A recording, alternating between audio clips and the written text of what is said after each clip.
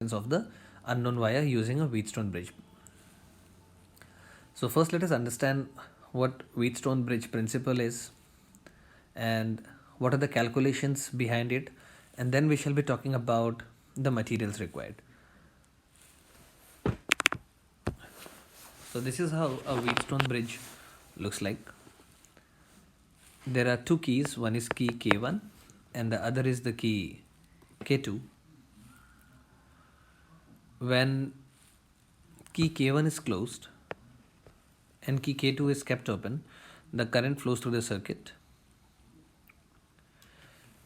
Say this is the current I, it gets split into say I1 and I2, and the same current I1 and I2 will flow through arm DC and arm BC. As key K2 is open, no current is flowing through the arm BD. When I close the key K2 and now I see that the galvanometer is showing zero deflection, that means that the bridge is balanced. The bridge is balanced, that means the current through the galvanometer, say Ig, is equal to 0. This becomes equal to 0. That is possible if and only if the potential at point B and the potential at point D are equal. Potential at point B and potential at point D are equal.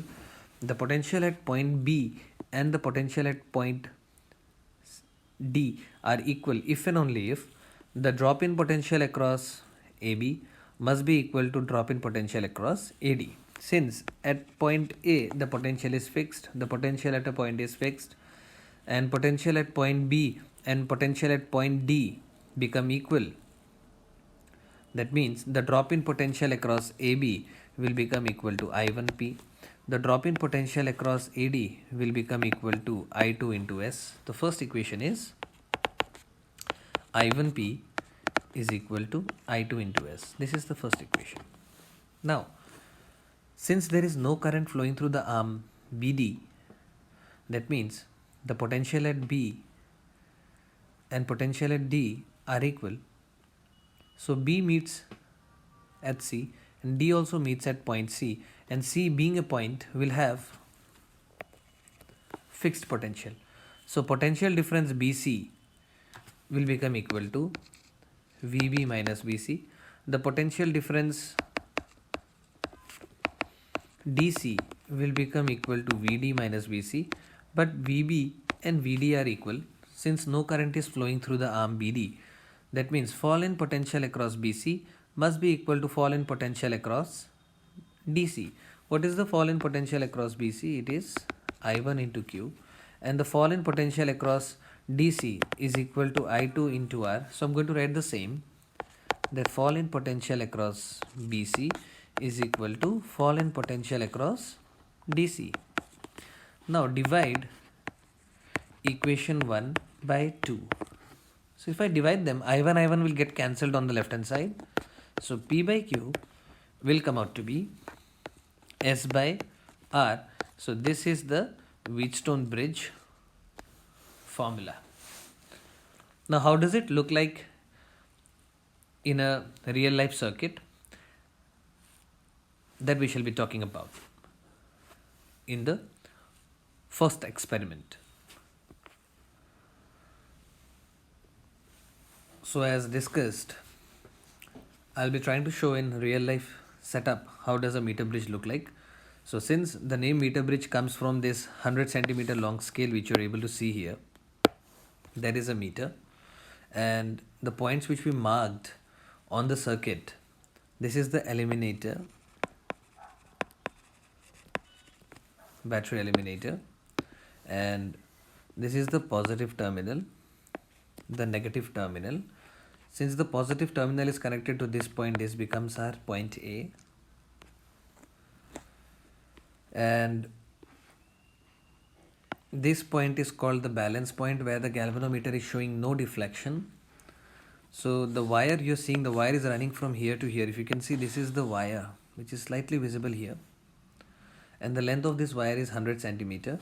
say this point we get as the balance point. What is balance point? The point where the galvanometer will not show any deflection.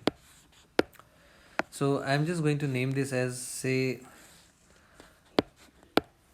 this balance point, this length from here to here is, say,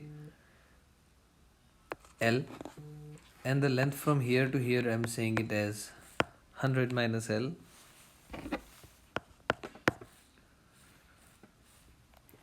This is the known resistance which is put between this gap, that is R, and you can see a thin wire here, and this is the unknown resistance whose resistance has to be found out, that is S.